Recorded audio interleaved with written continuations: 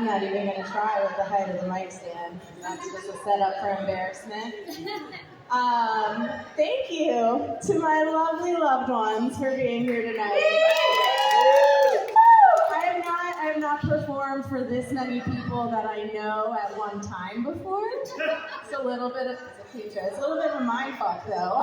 But I'm really happy that you guys are here, especially because yesterday I celebrated my 34th birthday.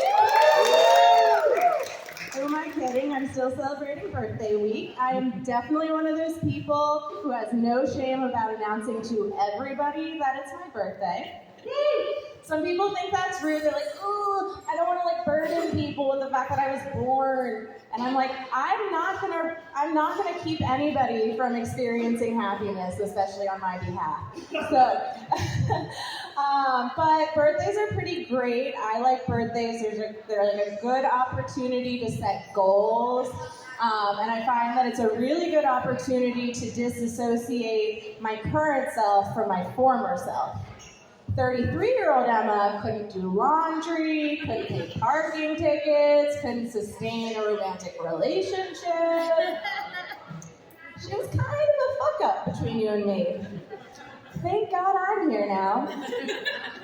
I've been in a little bit of a funk. I would say I've kind of been in the asshole of depression, of a depressive episode. And the tough thing about that is a lot like being constipated. You never really know how long it's gonna last. I just keep drinking coffee, and I'm just hoping that at some point I'm just gonna slide right out.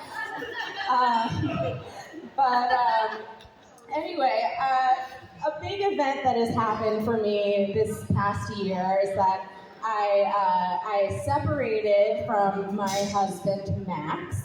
And I would say the concept of going from being married to not being married is very confusing for everyone. I get a lot of questions about what it means. And number one thing is obviously the division of marital property. One of the first things that we took care of is we took the familial bead box and we divided it into two individual weed boxes. That's about all we've done.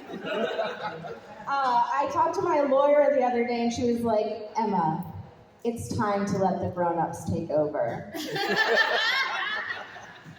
I was slightly offended, but not that much, because who among us has not been waiting for the grown-ups to take charge of things?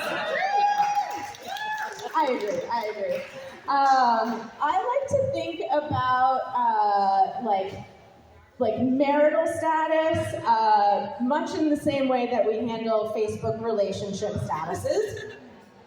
I feel like they're both kind of obsolete at this point, but we all get it because we're millennials and older here. First you get married and it's like being Facebook official, you know what I mean?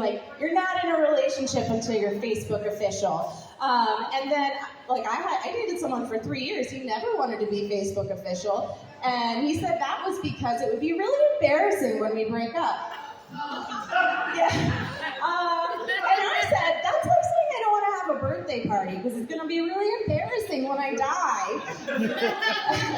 Then you separate, and it's complicated. You're no longer getting laid, but still very much regularly and aggressively getting emotionally pounded. And then finally, you're divorced, and it's amazing. You say, I have no relationship to this person anymore. But you will continue to have memories of them pop up for the rest of time. But we had a good run, we really did. I feel like we made it through keeping a newborn alive in the midst of COVID. So I feel that's right, that was the correct response, thank you. I would say nothing brings people together like trauma bonding, and nothing solidifies trauma bonding like a common enemy. So it was a little unfortunate when I first realized that the last really truly intimate moment we had shared was we both admitted to each other that in the darkness of the night, pacing back and forth on our back deck, rocking and shushing and jiggling and singing to our little baby, that we had both imagined that sweet baby boy just sailing off the edge. And that was a fantasy we could both get behind.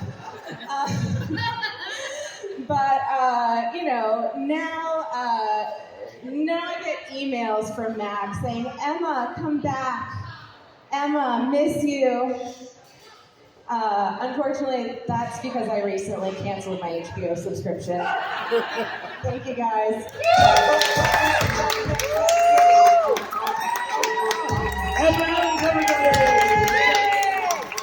She was talking about Facebook.